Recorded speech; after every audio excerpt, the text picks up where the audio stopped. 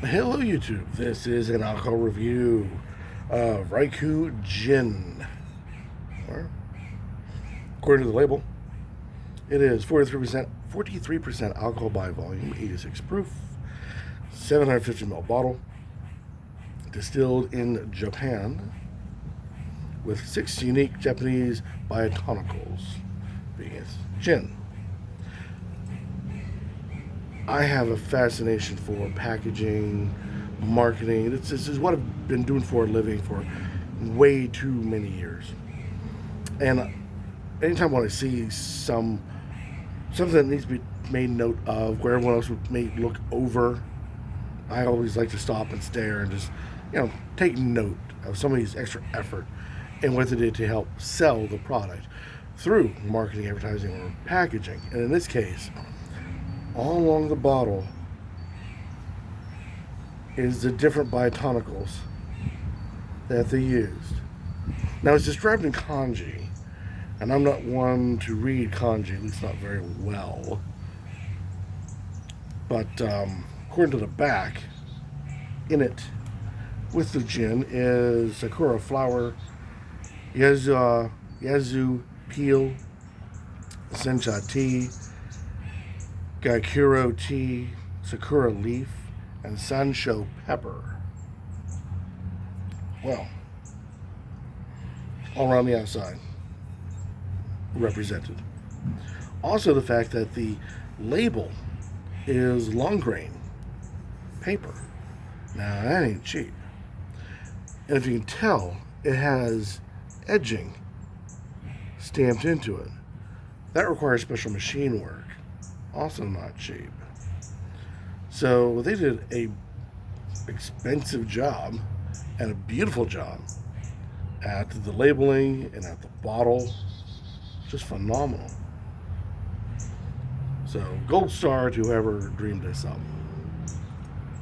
Now, I myself am not a fan of gin, but I did try some Japanese whiskeys and found them to taste so not like European or American whiskey.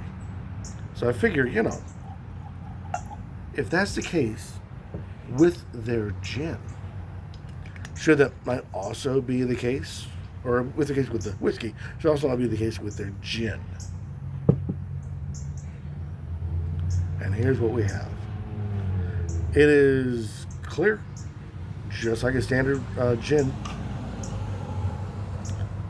Give it a swirl in the Glencairn, and it is very slow to tear. I'm not sure if that is a strong trait in gin or not. My ignorance. Now, one thing that fascinates me is that they don't mention juniper berries, which is supposed to be one of the main components of gin.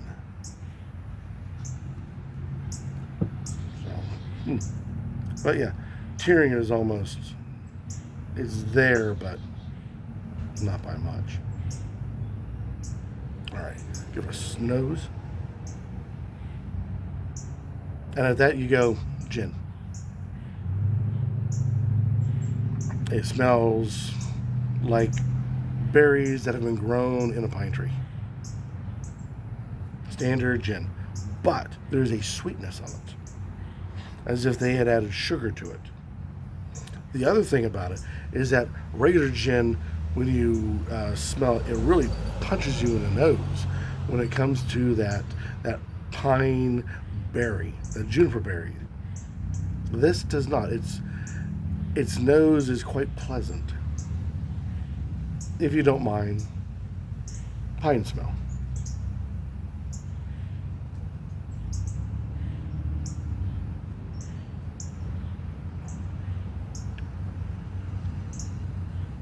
Gin. Whatever these other flavors, the tea, the pepper jumps out. The flower, the peel, all that are lost. You taste nothing but heavy juniper berries in black pepper. This is the surprising part though, with white icing.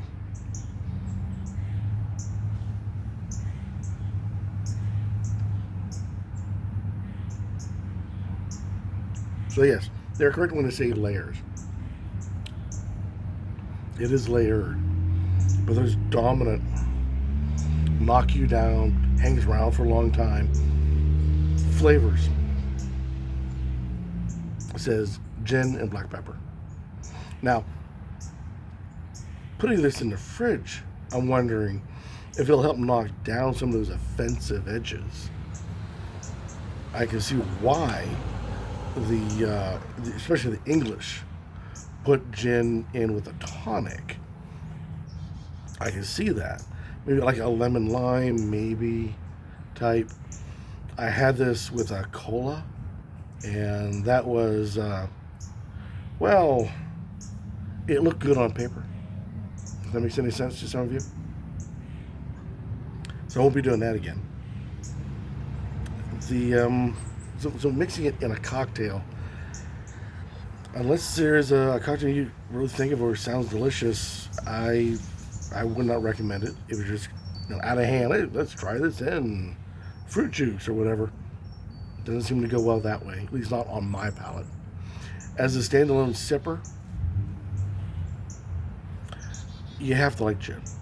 If you don't like it, like myself, you're not going to have a whole lot really to say nice about it, and fearfully would be just a waste of a class. Now, I'm not saying this is a bad gin. This is actually a nice gin, and compared to the gins I've had in the past, it's soft, it's subtle, it's sweet. Black pepper really highlights in the notes that come out. So on its own, if I've never had this before, it's not bad. But I've had gin. Don't like gin. This is gin. Was hoping for different, but did not get it. Got gin instead. Now, should this stop you? No. Try it. It's gin enough to not be not gin, unlike the whiskeys, which are so off the cuff, not whiskey, and you're still wondering how they got to label it whiskey. This is a lot more down to earth.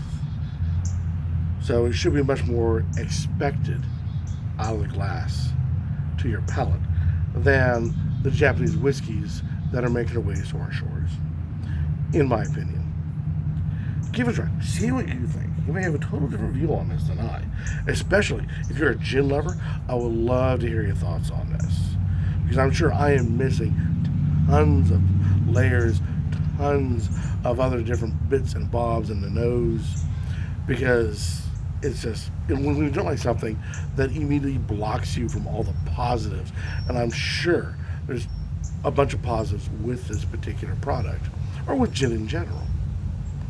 I'm just not getting it. See what you think. Give it a try. Any comments down below, warmly accepted as always. Or better yet, go on, buy it, try it, and review it to the rest of us in the YouTube Spirits community so we know your thoughts on Roku Gin. And hopefully it'll be much more rosier, much more positive than what I can give it. But like I said, when your mindset and your palate follows, the poor guy becomes a victim of past events and past tastes. So, until next time, keep on drinking.